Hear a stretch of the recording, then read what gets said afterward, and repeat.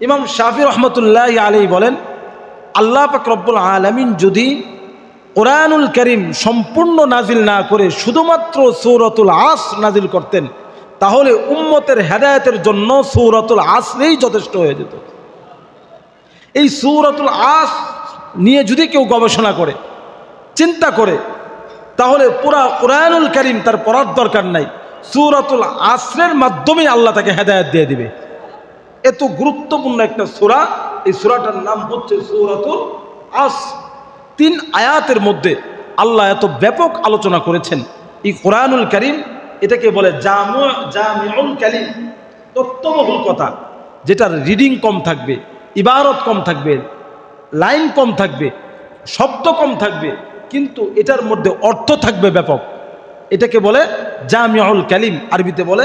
এটার বাংলা অর্থ হচ্ছে তত্ত্ববহুল কথা, কথা কম, কিন্তু এটার ভিতরে ব্যাখ্যা বিশ্লেষণ অনেক বেশি। তাই আমরা এমন একটা সূরা পড়েছি, সূরাটার নাম কি? সূরাতুল আসর।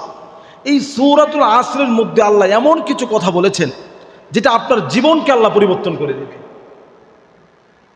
1 নম্বর, প্রথম আয়াতে আল্লাহ বলেন ওয়াল আসর। আসরুন শব্দের অর্থ হচ্ছে সময়। আসরুন শব্দের অর্থ কি? সময়। আল্লাহ বলেন ওয়াল আসর। এই আসরুন শব্দ বলার আগে আল্লাহ তাআলা অও শব্দ এনেছেন, অও হরফ এনেছেন। আরবিতে কিছু কিছু শব্দ দ্বারা কসম খাওয়া হয়, শপথ খাওয়া হয়। ওয়াশাম, সূর্যের কসম, ওয়াল কমার, চন্দ্রের কসম, ওয়াল ফাজর, ফজরের কসম। আল্লাহ পাক রব্বুল আলামিন কোরআনুল কারীমের মধ্যে অনেক কসম খেয়েছেন, কিন্তু আল্লাহ তাআলা এই জায়গায় সূরাতুল আসরের মধ্যে আল্লাহ সময়ের কসম খেয়েছেন। সময়ের কসম খেয়ে আল্লাহ কি বলতে যাচ্ছেন?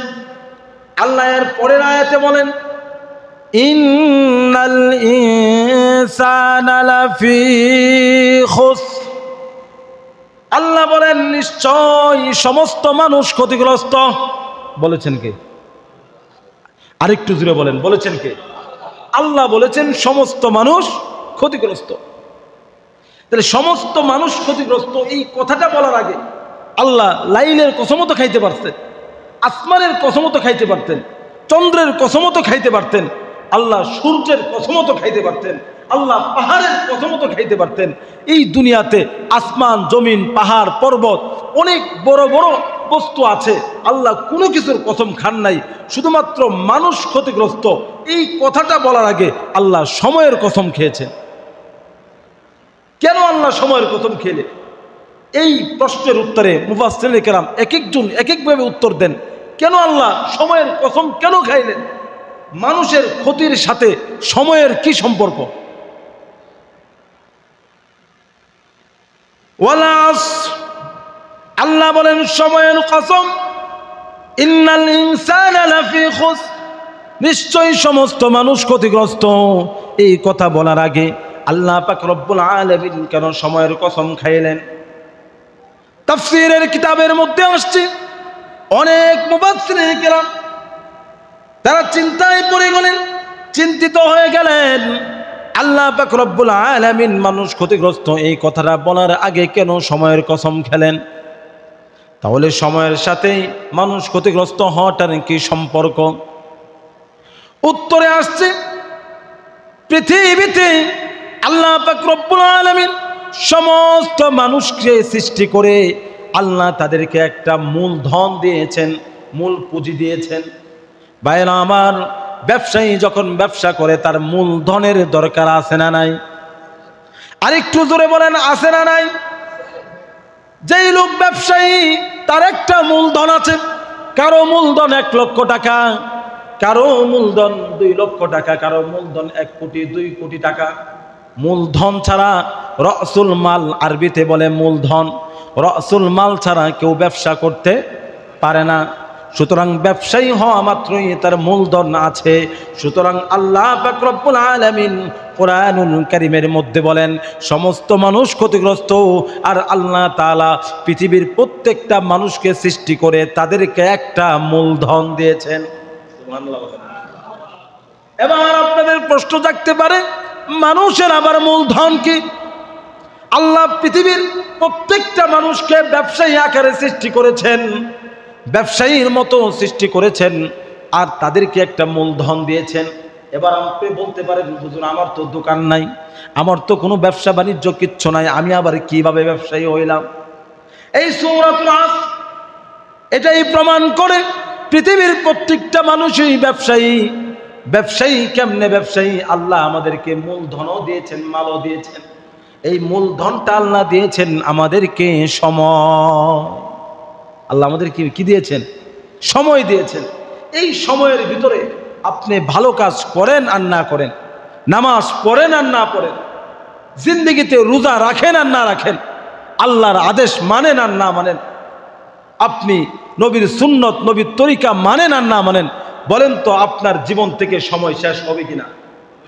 আরেকটু জোরে বলেন, শেষ হবে কিনা? আল্লাহ পাক রব্বুল আলামিন এক একটা মানুষকে মূলধন দিয়েছেন 30 বছর, কাউকে দিয়েছেন 40 বছর, কাউকে দিয়েছেন 50 বছর, কাউকে দিয়েছেন 60 বছর, কাউকে দিয়েছেন 70 বছর, কাউকে দিয়েছেন 100 বছর। আবার দেখা যায় যেই শিশুটা এখনো বুঝতে শিখে নাই, সেও ইন্তেকাল করে, আছে না নাই? এমন অনেক প্রমাণ আছে আমরা দেখি। যদিও আসার সময় একটা সিরিয়াল আছে, কিন্তু যাওয়ার জন্য কোনো সিরিয়াল নাই। বাবা আছে কিন্তু সন্তান নাই, দাদা আছে কিন্তু নাতি নাই, স্বামী আছে কিন্তু স্ত্রী নাই, ভাই আছে কিন্তু বড় ভাই নাই, বোন আছে কিন্তু ছোট ভাই নাই। ভাইরা আমার, আসার যদিও সিরিয়াল আছে, যাওয়ার কোনো সিরিয়াল নাই। এই জন্য ভাইরা আমার, আল্লাহ প্রত্যেকটা একটা সময় দিয়েছেন, একটা মূলধন দিয়েছেন। এই মূলধনটা হচ্ছে আমার আপনার জীবনে হচ্ছে সময়। এবার এক মুফাসসির বলেন, মানুষ কিভাবে ব্যবসায়ী হলো, সময়ের সাথে তার কি সম্পর্ক, মানুষটা কিভাবে ক্ষতিগ্রস্ত হয়? উনি বলেন, আমি একবার দামেস্কের বাজারে গেলাম, মানুষ কিভাবে ক্ষতিগ্রস্ত হয়, মানুষের মূলধন কেন সময় দিল আল্লাহ, আর সময়ের সাথে সাথে মানুষ কিভাবে ক্ষতিগ্রস্ত হয়, আমার কোনোভাবেই বুঝে আসতে লাগলো না। আমি বুঝতে পারতেছিলাম না কোনোভাবেই। আমি চিন্তায় পড়ে গেলাম, অনেক গবেষণা করলাম, কিন্তু একবার আমি দামেস্কের বাজারে গেলাম, যাওয়ার পরে দেখি ওই বাজারের মধ্যে এক কোনায় দাঁড়ায় এক বড় ব্যবসায়ী কান্না করে। এক বড় ব্যবসায়ী, সে কান্না করছে আর মুখ দিয়ে উচ্চারণ করছে, ইরহামু মাইয়াজুবা আলা রাসিহি, তোমরা এমন একজন ব্যবসায়ীর উপর দয়া করো। ও পৃথিবীর মানুষ, ও বাজারের মানুষ, তোমরা এমন একজন ব্যবসায়ীর উপর দয়া করো যেই ব্যবসায়ীর মূলধন প্রতিনিয়ত নিঃশেষ হয়ে যাচ্ছে। কান্না করছে আর চিল্লাচিল্লি করছে আর সবাইকে ডাকছে, তোমরা এমন একটা ব্যবসায়ীর উপর দয়া করো যেই ব্যবসায়ীর মূলধন প্রতিনিয়ত ব্যয় হতে চলছে। ভাইয়েরা আমার, বলেন, যেই ব্যবসায়ীর 1 লক্ষ টাকা আছে মূলধন, কিংবা 10 লক্ষ টাকা আছে মূলধন, সে দোকান খুলুক আর না খুলুক, ব্যবসা করুক আর না করুক, সে প্রত্যেক দিন ক্যাশে গিয়া দেখে তার 1000 টাকা নাই। ব্যবসা করুক আর না করুক, প্রত্যেক দিন প্রতিনিয়ত তার 1000, 2000, 3000 করে মূলধন থেকে টাকা শেষ হয়ে যাচ্ছে। বলেন তো ওই ব্যবসায়ী কোনোদিন লাভবান হতে পারবে? বুঝেন না এমন আমার কথাটা? একটু মনোযোগ দিয়ে শুনতে হবে। আর যারা পিছনে আসবেন কেউ কথা বলবেন না, দোয়া মেহেরবানি করে কেউ কথা বলবেন না। মূলধন থেকে যদি প্রতিনিয়ত আপনি ব্যবসা করেন আর না করেন, যদি আপনার মূলধন শেষ হতে চলে, প্রতিদিনই শেষ হয়ে যাচ্ছে, গিয়ে দেখেন 1 লক্ষ টাকা থেকে আজকে নাই 1000, 99,000 টাকা আছে। আবার কালকে গিয়ে দেখেন 98,000 টাকা আছে, এরপরের দিন গিয়ে দেখেন 97,000 টাকা। বলেন তো আপনি কখনো ব্যবসা করে লাভবান হতে পারবেন? আরেকটু হতে পারবেন? এবার মুফাসসির বলে, আল্লাহ পাক রব্বুল আলামিন কেন সমস্ত মানুষ ক্ষতিগ্রস্ত, এই কথা বলার আগে আল্লাহ সময়ের কসম কেন খেলেন? আল্লাহু আকবার।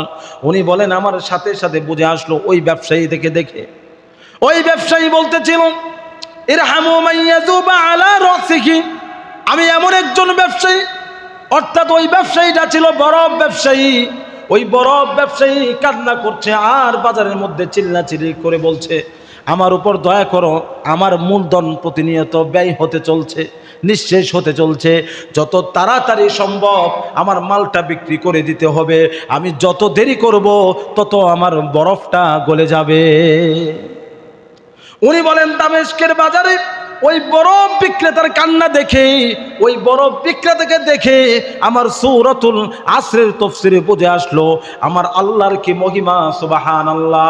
আমার আল্লাহ তাআলা প্রত্যেকটা মানুষকে ব্যবসায়ী হিসাবে দুনিয়াতে প্রেরণ করে তাকে মূলধন দিয়েছেন, রাসূল মাল হচ্ছে সময়, তারে মূলধন দিয়েছেন সময়। সুতরাং কোনো ব্যক্তি যদি আজকের দিনে জুমার সালাত আদায় করে তারও সময় চলে যাবে, আজকের দিনে যদি কেউ জুমার নামাজ না পড়ে তারও সময় চলে যাবে। কত রমজানে যারা রোজা রেখেছে তাদের জন্য রমজান চলে গেছে, যারা রোজা রাখে নাই তাদের জন্য রমজান চলে গেছে। ঠিক তেমনি ভাবে সামনে যত দিন বাঁচবো সে নামাজ পড়ুক আর না পড়ুক, আল্লাহকে মানুক আর না মানুক, রোজা রাখুক আর না রাখুক, নবীর তরিকায় চলুক আর না চলুক, তার জীবন থেকে সময় চলেই যাবে, ব্যয় হতেই চলেছে। ঠিক তেমনি ভাবে যেই মানুষটা তার জিন্দেগিতে সময় যেহেতু চলেই যাচ্ছে, ওই মানুষটা যেহেতু কোনোদিন লাভবান হতে পারবে না।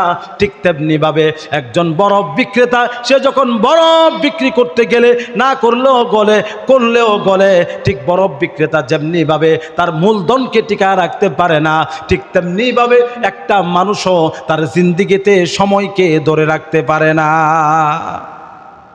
এই জন্য হচ্ছে মানুষ ক্ষতিগ্রস্ত।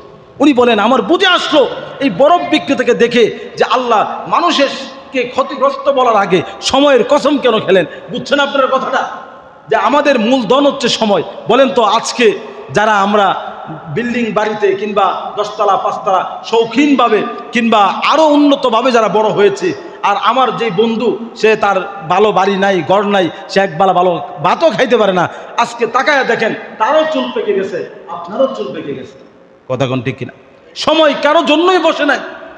যারা কোরআন তেলাওয়াত শিখেছে শুদ্ধ করে তাদেরও জীবন চলে গেছে, যারা শিখে নাই তাদেরও জীবন চলে গেছে। যে দৈনন্দিন 5 ওয়াক্ত আল্লাহর ঘরে তার কপালকে সেজদা করে, কপালকে লাগা আল্লাহর কদমে সেজদা করে, তার জিন্দেগিতেও সময় চলে গেছে। যে জিন্দেগিতে মসজিদে আসে না, মসজিদের বারান্দায় আসে না, এমন কপাল পুরানো সময় চলে গেছে। কথা কোন ঠিক কিনা? তাহলে সময় কারোর জন্য বসে থাকে না। এই জন্য আল্লাহ বলেন পৃথিবীর সমস্ত মানুষ ক্ষতিগ্রস্ত। এই কথাটা বলার আগে আল্লাহ বলেছেন ওয়াল আস, সময়ের কসম। এটা হচ্ছে একটা আয়াতের আনুষাঙ্গিক ব্যাখ্যা বুঝাইতে যায় সময় চলে গেছে। এরপরে আল্লাহ বলেন, এখন আপনাদের প্রশ্ন জাগতে পারে যে হুজুর আল্লাহ নিজেই তো বলেছেন সমস্ত মানুষ ক্ষতিগ্রস্ত, এখানে কাউকে আল্লাহ ছাড় দেয় নাই, তাহলে আর নামাজ পড়ে কি লাভ, আর রোজা করেই বা কি লাভ, মসজিদে আগে আগে এসেই বা কি লাভ, ক্ষতিগ্রস্ত তো হয়েই গেলাম। আল্লাহ ঘোষণা করে দিয়েছেন। আল্লাহ এরপরে আমাদেরকে আশার বাণী শোনাচ্ছেন এরপরের আয়াতে। সুবহানাল্লাহ বলেন, আর একটু জোরে বলেন না সুবহানাল্লাহ। আল্লাহ বলেন যে এত সবাই ক্ষতিগ্রস্ত, কিন্তু আমি আল্লাহ স্পেশালভাবে কিছু লোকদেরকে আমি ক্ষতিগ্রস্ত থেকে বাঁচায়া দিব। সুবহানাল্লাহ বলেন। আল্লাহ বলেন 1 নাম্বার ইল্লাল্লাযীনা আমানু। আল্লাহ পাক রব্বুল আলামিন বলেন পৃথিবীর সমস্ত মানুষ ক্ষতিগ্রস্ত, কিন্তু আমি আল্লাহ সবার থেকে 4 প্রকারের ব্যক্তিকে আমি ডিভাইড করেছি, তাদেরকে পার্থক্য করে দিয়েছি, তাদেরকে আলাদা রেখেছি। সবাই ক্ষতিগ্রস্ত হলেও 4 প্রকারের গুণে যারা গুণান্বিত হবে, আমি আল্লাহ ওয়াদা দিলাম সবাই ক্ষতিগ্রস্ত হলেও ওই সমস্ত মানুষগুলি লাভবান। 1 নম্বর আল্লাহ বলেন ইল্লাল্লাযীনা আমানু। ভালো করে শুনবেন। 1 নম্বর আল্লাহ বলেন যারা ঈমান আনয়ন করেছে, যারা ঈমান আনয়ন করবে, আল্লাহ বলেন পৃথিবীর সবাই ক্ষতিগ্রস্ত হলেও তারা ক্ষতিগ্রস্ত হবে না। কেন ক্ষতিগ্রস্ত না?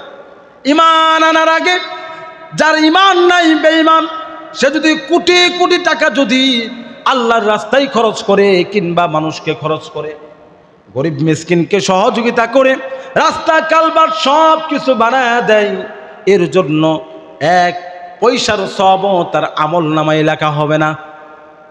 ঈমান আনার আগে আপনি যত ভালো কাজই করেন আপনার আমলের খাতা খোলা হবে না। বলেন তো আমরা মুসলিমরা ভালো কাজের পাশাপাশি কাফেররা কি ভালো কাজ করে না? তারা কি মানুষকে সহযোগিতা করে না? করে, কিন্তু তাদের আমলটা লিপিবদ্ধ হচ্ছে না, তাদের আমলটা স্থায়ী হচ্ছে না। কেন?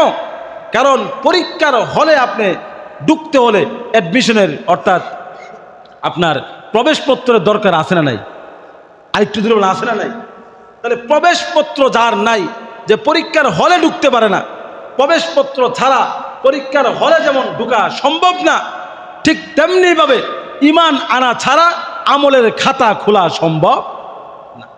আপনি অ্যাডমিশন নেওয়ার পরে, পরীক্ষার প্রবেশপত্র নেওয়ার পরে, হলে ঢোকার পরে আপনি ওই সময়ের ভিতরে যা লিখবেন এটা আপনার ফলাফল আসবে কিনা। আর আপনি প্রবেশপত্র না নিয়ে হলের বাইরে আপনি যতই লেখেন 1 নাম্বার দিবে আপনারে। এটা কোনোভাবে অ্যালাউ হবে? কোনোভাবে অ্যালাউ না। প্রত্যেকটা জিনিসের নিয়মতান্ত্রিক আছে, প্রত্যেকটা জিনিসের একটা কানুন আছে, নিয়ম আছে, ধারাবাহিকতা আছে।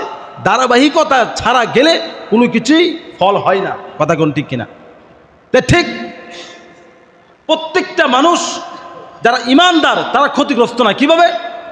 আল্লাহর নবী বলেন, যে ব্যক্তি ঈমান আনবে, আল্লাহর উপর ভরসা করবে, আল্লাহকে বিশ্বাস করবে, রাসূলকে বিশ্বাস করবে, ওই মুমিন যদি খাওয়া দাওয়া করে এটাও সওয়াব। সুবহানাল্লাহ বলে। ওই মুমিন যদি প্রস্রাব পায়খানা করে এটাও সওয়াব। ওই মুমিন ব্যক্তি যদি ফ্যামিলির জন্য খরচ করে, আল্লাহর নবী বলেন, কোন ব্যক্তি যদি সন্তানের জন্য, স্ত্রীর জন্য যদি খরচ করে, অনেক পুরুষরা আছে সারাদিন গাদার মতো খাড়ে আছে না নাই, রাজমিস্ত্রির কাজ করে, বদলি দেয়, মনে মনে ভাবে আমার জীবনটা তো তেজপাতা হয়ে গেল। না না, আমার নবী বলেন যে এই ব্যক্তি ঈমান আনার পরে ফ্যামিলির জন্য যদি কষ্ট করে, ফ্যামিলিকে সহযোগিতা করে, তার সন্তানকে পড়াশোনা করায়, দিনের লাইনে রাইখা কিংবা সন্তানগুলিকে লালন পালন করে, এই জন্য তার বাজার করতে হয়, কাপড় চাপড় কিনে দিতে হয়, আল্লাহর নবী বলেন মুমিনের কোনো কাজেই বিফলে যায় না। সে সন্তানের উপরে যা খরচ করবে প্রত্যেক টাকার বিনিময়ে এক একটা সওয়াব আল্লাহ তার আমল নামায় দেয়া দেবে। এই যে আপনি যে ফ্যামিলির জন্য খরচ করছেন, একটাও বিফলে যাবে না। আপনি যদি স্ত্রীর মুখে এক একটা লুকমা তুলে দেন, আল্লাহর নবী বলেন এক একটা লুকমার বদলতে এক একটা সওয়াব আল্লাহ আপনার আমল নামায় লিখবে। আপনি আপনার বাবা মাকে খরচ বহন করছেন, বাবা মাকে খাওয়ান, প্রত্যেকটা টাকার বিনিময়ে আল্লাহ তাআলা এক একটা সওয়াব আপনার আমল নামায় লিখে দিবে। তাহলে মুমিন ব্যক্তি কেউ হয় না, ক্ষতিগ্রস্ত হয় না। আল্লাহ বলেন 1 নম্বর ঈমানদার হতে হবে, ঈমান আনতে হবে। ভাইয়েরা আমার, আমাদের ঈমান হাফ ডাউন করে আসে না নাই? চমৎকার একটা ঘটনা এনেছে আল্লামা জুলফিকার নকশবন্দি দামাত বারকাতুহুল আলিয়া। ওনার কিতাবের মধ্যে উনি একটা চমৎকার একটা খুতবাতে জুলফিকারের মধ্যে সুন্দর একটা ঘটনা এনেছেন। আমাদের ঈমান যে হাফ ডাউন করে, দেখবেন মাঝে মাঝে যুবকদের আবেগ যখন একত্রিত হয়ে যায়, আবেগ যখন চলে আসে, দেখবেন 5 ওয়াক্ত নামাজ মসজিদে পড়ে আসে না নাই? দেখবেন দাওয়াতে তাবলীগে যাওয়ার পরে, এক চিল্লা যাওয়ার পরে তার জীবন পুরোই পরিবর্তন। 5 ওয়াক্ত নামাজে সবার আগে আগে আসে, ইমামের সাথে সম্পর্ক, মসজিদে সবার আগে আসে। কিন্তু দেখা যায় কাল পরিক্রমায় 2-3 মাস যাওয়ার পরে যেই যুবকটার মুখের মধ্যে দাড়ি ছিল, 5 ওয়াক্ত নামাজ পড়তো, এখন দেখা যায় 3 মাস পরে ওই যুবকরা আর মসজিদের সামনে পাওয়া যায় না। যখন আজান হয় দেখা যায় যুবকটা বন্ধু বান্ধবের সাথে কলেজের মাঠে আড্ডা দেয়া আছে না নাই? ঈমান হাফ ডাউন করে আসে না নাই? দেখবেন ভালো হয়ে গেছে, আজকে হুজুর ওয়াজ শুনছে, আরে খাইছে, আজকে নামাজ আর ছাড়া যাবে না, মা বাবা মারা গেছে, নামাজ আর ছাড়া যাবে না, একের দৈনন্দিন নামাজ পড়ে বুঝাচ্ছে, কাছে নিয়ে বলছে বাবা টেনশন করো না, সবারই তো চলে যেতে হবে, তোমারও চলে যেতে হবে, সুতরাং কম করেন কিন্তু ধারাবাহিকভাবে করেন, এটার সওয়াব আছে। আজকে মনে রাখছে আজকে 100 রাকাত তাহাজ্জুদের নামাজ, এর পরের দিন আর ফজরের নামাজেও আপনার পাওয়া যায় না, এই আমলের কি নাই? কোনো লাভ নাই। আজকে আবেগ জাগছে, 1 লক্ষ টাকা মসজিদে দান করে দিয়েছেন, এরপরে 10 বছর আর আপনার খোঁজ খবর নাই, আছে না নাই এরকম মানুষ? আজকে আবেগ জাগছে, এই রমজানে সব রোজা রাখছেন, এর পরের রমজানে আর আপনার খোঁজ খবর নাই, আছে না নাই? তো এই আমলের গ্রহণযোগ্যতা নাই। রাসূল বলেন আমল কম হোক, কিন্তু যদিও কম, কিন্তু এটা যদি ধারাবাহিকতা যদি ঠিক থাকে, আল্লাহ রাসূল বলেন এই আমলটা আল্লাহর কাছে সব থেকে বেশি প্রিয়। আপনি 2 রাকাত করে নফল নামাজ পড়েন, প্রত্যেক দিন পড়েন, আজকে করে 100 রাকাত পড়লেন, এরপরে আর 1 মাস কোনো খোঁজ খবর নাই, 1 রাকাতও পড়েন না, আছে না নাই? এই নিয়ে চমৎকার একটা ঘটনা আসছে, ঘটনা শুনলে বুঝবেন। আল্লামা জুলফিকার নকশবন্দি দামাত বারকাতুহুল আলিয়া উনি বলেন গাছ আমাকে ডাকতেছে, সুবহানাল্লাহ। গাছ আমাকে ডাকে, সাররি কুল মিসলি, গাছ আমাকে ডাকতেছে, হে সাররি তুমি আমার মতো হয়ে যাও।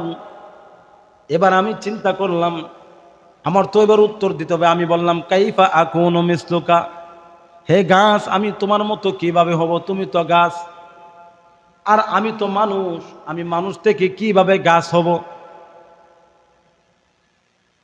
এবার গাছ উত্তর দেন, গাছ কি কয়? গাছ বলে ফারমুনানি বিল আহজার, ফায়ারমুনানি বিল আহজার ফারমুহুম বিল আসমার। আমার মতো কিভাবে হইবা শোনো, মানুষ আমাকে ডিল মারে, পাথর মারে, ফায়ারমুনানি বিল আহজার, মানুষ আমাকে পাথর মারে, পাথর ডিল ছুড়ে, ফারমুহুম বিল আসমার, আর বিনিময়ে আমি গাছ কিন্তু তারে প্রতি উত্তরে কিন্তু আমি পাথর মারি না, প্রতি ধানে কিন্তু আমি তাকে পাথর দেই না, সে আমাকে পাথর মারে কিন্তু আমি গাছ তাকে ফারমুহুম বিল আসমার, তার দিলের বদলতে আমি গাছ তাকে ফল দান করি। সুবহানাল্লাহ বলবেন না? গাছ দেখবেন রাস্তার পাশে যখন সরকারি গাছ থাকে, কারো বাড়ির পাশে যখন আম গাছ বা লিচু গাছ কিংবা জলপাই গাছ, বিভিন্ন গাছ থাকলে পোলাপান ইডা মারে কিনা, তা মারার পরে গাছের মধ্যে যদি ফল থাকে ফল পড়ে কিনা, যদি গাছ রিপিট যদি আপনার পাথর মারতো কি অবস্থাটা হইতো। এখন সারি বড় আশ্চর্য হয়ে গেল, ব্যাপার কি, গাছ আমার সাথে কথা বলে, আবার গাছ বলতেছে যে আমার মতো হয়ে যাও, আবার আমি কি করি যে আমাকে মানুষ পাথর মারে, আমাকে মানুষ ডিলা ছড়ে, কিন্তু আমি বিনিময়ে তাকে ফল দান করি। এখন সে চিন্তা করলো গাছ তো বড় আল্লাহওয়ালা মানুষ, তার এত ভালো গুণ, কিন্তু সারি থাকতে বড় আল্লাহওয়ালা মানুষ ছিল, তার ভিতরে জুহুদ ছিল, সে উপস্থিত, তার মাথার মধ্যে আল্লাহ প্রশ্ন ঢেলে দিল। এবার সারি মানে বুদ্ধি করে গাছের উল্টা প্রশ্ন করো, ফাকাইফা মাসিরুকা ইলান নার, হে গাছ তুমি এত ভালো, মানুষ তোমাকে ডিল মারে, পাথর মারে, আর তুমি মানুষকে ফল দাও, তোমার গুণ এত ভালো, সব দিক দিয়েই তো তুমি ভালো, তোমার মতো গুণ অনেক মানুষের মধ্যেও নাই। তাহলে আমার একটা প্রশ্ন রে গাছ, ফাকাইফা মাসিরুকা ইলান নার, তাহলে তোমার শেষ ঠিকানা কেন আগুন? শেষ ঠিকানা কেন আগুন? অর্থাৎ গাছের আমরা পরিশেষে কি করি, আগুনে পুরাই কিনা? সুবহানাল্লাহ বলেন, আগুনে পুরাই কিনা? একটা গাছ যত স্পেশালই হোক, এই কাঠ সর্বশেষ তার পরিণতি মানুষটাকে পুরায়, মানুষটা কি করে পুরায়। তোমার এত ভালো গুণ, তাহলে তুমি কেন পুরো, তোমাকে কেন মানুষের আগুনের ইন্ধন কেন বানানো হয়? এবার গাছ খুব দুঃখ করে বলে, আরে সারি শক্তি, তুমি আমাকে এমন একটা প্রশ্ন করেছো, জিন্দিগিতে কেউ আমাকে কোনোদিন এমন প্রশ্ন করে নাই। এবার গাছ বলে, হে সারি শক্তি, আমার এতগুলি ভালো গুণ থাকা সত্ত্বেও একটা বদগুণের কারণে আমার সমস্ত ভালো গুণগুলি ধুলায় মিশে গেছে। এবার সারি শক্তি বলে, তোমার একটা বদগুণটা কি, এটা আমি শুনতে চাই। সুবহানাল্লাহ বলে, আমার অনেকগুলি ভালো গুণ আছে, অনেকগুলি ভালো গুণের মধ্যে আমার কোনো খারাপ গুণ নাই, একটা বদগুণ আছে, এই একটা বদগুণের কারণে আমার সমস্ত ভালো গুণগুলি নষ্ট হয়ে যায়। এবার গাছ বলে, আমার একটা বদগুণ কি জানোনি? আমলাইতু বিল হাওয়া হা কাদা হা কাদা, আমার একটা বদগুণ হলো, আমার সব ভালো গুণ আছে, কিন্তু একটা বদগুণ হলো বাতাস যেই দিক থেকে আসে, যদি পূর্ব দিক থেকে আসে আমি পশ্চিম দিকে যাই, পশ্চিম দিক থেকে আসলে পূর্ব দিকে যাই, উপর থেকে আসলে নিচের দিকে যাই, নিচ থেকে বাতাস আসলে আমি উপর দিকে যাই। আমার একটা গুণ হচ্ছে আমার মধ্যে স্থিরতা নাই, আমার একটা বদগুণ হলো আমার মধ্যে স্থিরতা নাই, আমি বাতাসের সাথে হেলি, বাতাস যেই দিক থেকে আসে আমি সেই দিকেই যাই।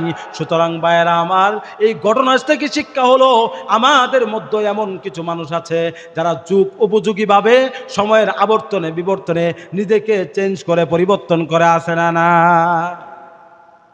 সমাজে অনেক নেতা আছে, অনেক প্রতিনিধি আছে, যখন বাতাস এই দিক থেকে আসে, হুমকি আসে, তখন নিজের উপর আর স্থির থাকে না, তখন আবার ওই দিকে চলে যায়, আসে না নাই? আসে না নাই?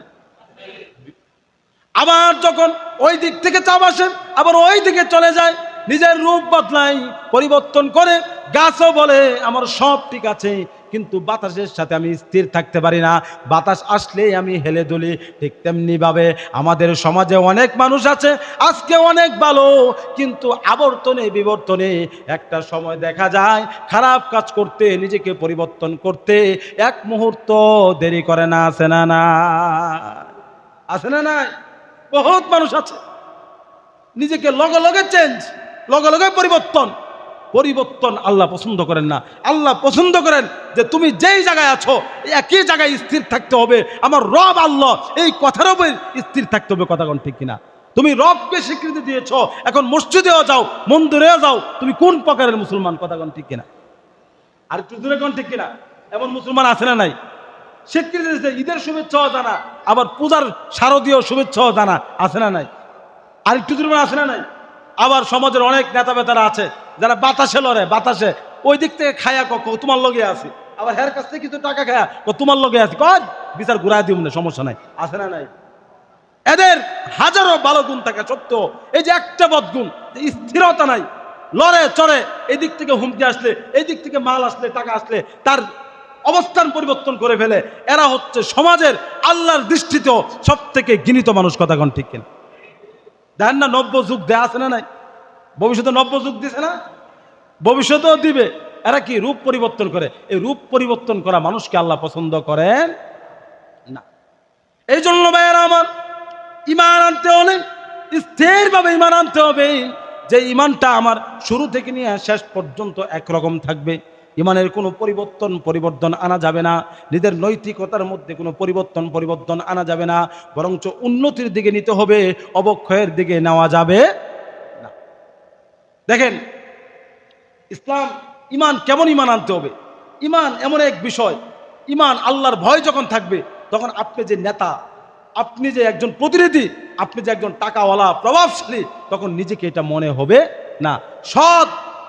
সৎভাবে যখন জীবনযাপন করবেন, তখন দেখবেন সাধারণ মানুষও আপনাকে জারি হুমকি দিবে। কথা কোন ঠিক কিনা? আর এটাই জীবন। আপনারা জানেন খলিফাতুল মুসলিমিন ওমর রাদিয়াল্লাহু তাআলা আনহু, তার কথা কে শুনে নাই?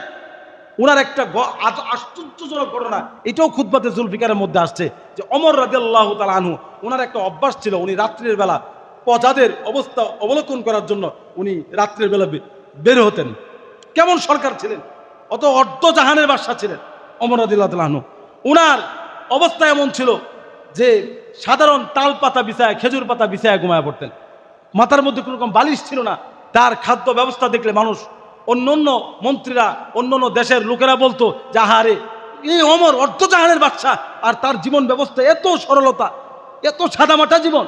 এই ওমর রাদিয়াল্লাহু তাআলা আনহু একবার রাত্রের গভীরে বের হয়েছে। বের হওয়ার পরে উনি এক বাড়ির সামনে দিয়ে, পিছন দিয়ে যাইতেছে, দেখে যে এক যুবক যুবতীর আওয়াজ আসতেছে। সুবহানাল্লাহ বলবে না? তো উনি বুঝতে পারেন যে এই রাত্রির বেলা এই বাড়ির ভিতরে এটা কোনো বৈধ সম্পর্ক হতে পারে, একটা অবৈধ সম্পর্ক। এখন যুবক যুবতী তারা প্রেমাস্পদের কথা বলতেছে, ওমর শুনে লাইছে। ওমর চিন্তা করলো, এদিক সেদিক না থাকায় ওমর ডিরেক্ট তাদেরকে হামলা করতে চাইল। যখন ওমররে তারা দেখলো, এই দিছে তারা দৌড়, যুবক যুবতী দিছে দৌড়। ওমর বলে, এই পাপিষ্ঠরা দাঁড়াও, এই অপরাধীরা তোমরা দাঁড়াও। এখন যুবক যুবতী, তাদের কোরআনের জ্ঞান কেমন ছিল, এরা দৌড়ার পিছনের দিকে তাকা। এবার ওমর রে আবার উল্টা রিপিট প্রশ্ন করে। সুবহানাল্লাহ বলে। ওমর রে বলে, ওমর, আমরা যুবক যুবতী গড়ের ভিতরে, বাউন্ডারির ভিতরে জিনা করে আমরা যেই গুনাহ করেছি, আমরা গুনাহ করেছি একটা, কিন্তু ওমর তুমি গড়ের ভিতরে ঢুইকা তুমি অপরাধ করেছো 3টা। সুবহানাল্লাহ বলে। ওমর রে উল্টা প্রশ্ন করে, আমরা অপরাধ করছি একটা, গুনাহ করেছে, হ্যাঁ এটা সত্য, কিন্তু ওমর তুমি গুনাহ করেছো 3টা। ওমর আশ্চর্য হয়ে গেল, কারণ ওমর আল্লাহর ভয়ে সাথে সাথে নম্র হল। ব্যাপার কি, যুবক আমাকে কি বলছে, এই যুবতী আমাকে কি বলছে, আমি অপরাধ 3টা করেছি, কি ব্যাপার? এবার ওমর বলে, হ্যাঁ যুবক যুবতী, আমি কি অপরাধ করেছি আমাকে একটু বলে দাও। এবার যুবকগুলি দৌড়ায় আর বলে, ওমর রে, তুমি কি কোরআনের মধ্যে পড়ো নাই আমার আল্লাহ বলেছেন, ফাদখুলু মিন আবওয়াবিহা, তোমরা যখন কারো ঘরের ভিতরে প্রবেশ করবা, তখন সাইড দরজা দিয়া প্রবেশ করবো না, মেন দরজা দিয়া প্রবেশ করতে হবে। বিধানকার, আরেকটু জোরে বলেন বিধানকার। আমার এটা শুধুমাত্র ওমরের জন্য না, ওই তৎকালীন যুগের মুহাম্মদ আরবির জন্য না, সাহাবায়ে কেরামদের জন্য না, কিয়ামত পর্যন্ত যত মুসলমান আসবে, ঈমানওয়ালারা আসবে, আপনারা যখন মানুষের ঘরে যাবেন, মানুষের বাড়িতে যাবেন, মানুষের বাড়ির মেইন দরজা দিয়া ঢুকবেন। কিছু মানুষ আছে না, ইন্দা যায় উইক্কা, ইন্দা যায় উইক্কা, এটা চরম পর্যায়ে নিষেধ। ইসলাম বলে কারো ঘরে অনুমতি ছাড়া ঢোকা যাবে না। এক সাহাবী বলে, ইয়া রাসূলুল্লাহ, আমার মার ঘরে গেলেও কি আমার অনুমতি লাগবে? আল্লাহ রাসূল বলেন, তুমি কি তোমার মাকে উলঙ্গ দেখতে চাও? তাহলে যাও। সুবহানাল্লাহ বলেন। অর্থাৎ প্রত্যেকটা মানুষের একটা পার্সোনালিটি আছে। কারোর রুমে সন্তানও মার রুমে ঢুকতে পারবে না, সন্তানও বাবার রুমে ঢুকতে পারবে না, বাবাও সন্তানের রুমে ঢুকতে পারবে না। সন্তানের রুমে ঢুকার আগে বলতে হবে বাবা, সালাম দিতে হবে আসসালামু আলাইকুম, কিন্তু বলতে হবে এই, তিনবার তার সতর্ক করতে হবে যে আমি কিন্তু তোমার রুমে আসছি। হ্যাঁ, সে যদি কোনো অগুছালো থাকে তারপর গুছানোর পরে আপনি ঢুকবেন। এটা ইসলাম কত সুন্দর। আর আমরা কথা নাই বাড়ছি না, দাম করে হুজুর রুমে ঢুকে দাও, দাম করে চেয়ারম্যানের অফিসে ঢুকে দাও। এটা আমাদের ইসলামের জ্ঞান না থাকার কারণে। কিন্তু ওমরের মধ্যে, ওমর তুমি কোরআনের মধ্যে পড়ো নাই, আল্লাহ বলেছেন ফাদখুলু মিন আবওয়াবিহা, যখন তুমি কারো ঘরে প্রবেশ করবা তখন মেইন দরজা দিয়ে প্রবেশ করবা। ওমর, প্রথম নাম্বার তুমি ভুল করেছো, তুমি আমাদের বাড়িতে প্রবেশ করেছো, মেইন দরজা দিয়ে প্রবেশ করো নাই, তুমি অল টপকায় প্রবেশ করেছো। সুবহানাল্লাহ বলে। ওমর কো দ্বিতীয় নাম্বার ভুলটা আমার কি? এবার যুবক যুবতী বলেন, ওমর তুমি কি কোরআনের মধ্যে পড়ো নাই আমার আল্লাহ বলেছেন ইয়া আইয়ুহাল্লাযীনা আমানু লা তাদখুলু বুয়ুতান গায়রা বুয়ুতিকুম হাত্তা তাস্তানিসু ওয়া তুসাল্লিমু আলা আহলিহা। আমার আল্লাহ কোরআনুল কারীমের মধ্যে বলেছেন, হো ঈমানদারেরা, যখন তোমরা কারো বাড়িতে প্রবেশ করবা তখন অনুমতি ছাড়া প্রবেশ করবা না। প্রথমে যা সালাম দিবা, তারপর অনুমতি তালাশ করবা। যদি সালামের উত্তর আসে কিংবা অনুমতি ও যদি ওখান থেকে আসে তাহলে ঘরে প্রবেশ করবা। অন্যথায় তুমি যদি জানো সে ঘরের মধ্যে আছে কিন্তু সালামের উত্তর নেয় নাই, তোমার কথার শব্দ দেয় নাই, তাহলে বুঝতে হবে সে বাড়িতে নাই কিংবা সে কোনো সমস্যার মধ্যে আছে, ইম্পর্টেন্ট কাজে আছে, তুমি ওই বাড়ি থেকে ফিরে আসো। ইসলাম বলে এই কথা। খুলেন না কা, আছে না নাই? ওমর দ্বিতীয় নাম্বার যে ভুলটা করেছো, আমাদের বাড়িতে প্রবেশ করেছো, আমাদের অনুমতি নেও নাই। কথা কোন ঠিক কিনা? ওমর কো তৃতীয় নাম্বার ভুলটা কি? এবার যুবক যুবতী উত্তর দেয়, ওমর তৃতীয় নাম্বার ভুলটা করেছো। আল্লাহ কোরআনুল কারীমের মধ্যে সূরাতুল আল্লাহ পাক রব্বুল আলামিন সূরাতুল হুজরাতের মধ্যে বলেছে, ওয়ালা তাজাসসু ওয়ালা ইয়াগতাব বা'দুকুম বা'দা, তোমরা মানুষের গোপন দোষ তালাশ করিও না, মানুষের বিতর্কত দোষ এটা তালাশ করিও না। ওই ওমর, তুমি যে আমাদের বাড়িতে ঢুকছো, আমরা তো বাউন্ডারির ভিতরে ছিলাম, ঘরের ভিতরে ছিলাম, প্রাচীরের ভিতরে ছিলাম, তুমি যে আমাদের ঘরের ভিতরে আইসা আমাদের গোপন দোষ যে তালাশ করলা, এই ওমর তুমি ভুল করলা তিনটা। সুবহানাল্লাহ। এই তিনটা ভুল করেছো। ওমর বলে, ও যুবক যুবতী, আমি এই মুহূর্তে তওবা করছি, তোমরা আমাকে ক্ষমা করে দাও, আমিও আল্লাহর কাছে তওবা করছি, আর তোমরাও তওবা করো। তোমরা যে জিনা করেছো বা জিনার আলাপ করছো, তোমরা যে পরস্পরে বেগানা নারী পুরুষ একসাথে মিলিত হয়েছো, এই জন্য তওবা করো। আর আমি ওমরও খলিফাতুল মুসলিমিন এই মুহূর্তে তওবা করে আমি আল্লাহর কাছে ক্ষমা চেয়ে নিলাম। সুবহানাল্লাহ বলেন না? তাহলে ওমর বাদশা, আর আমরা হলে কি হলো, খাইছে রে, হ্যাঁ আবার এই মুখ নেতারা এই কথা কইছে, মেয়র সাহেবরা এই কথা কইছে, দর হেরে মেয়র সাহেব হাজারো অপরাধ করুক, এর কোনো দোষ নাই, আছে না নাই? বাইরে আমার সময় দীর্ঘায়িত হয়ে গেছে।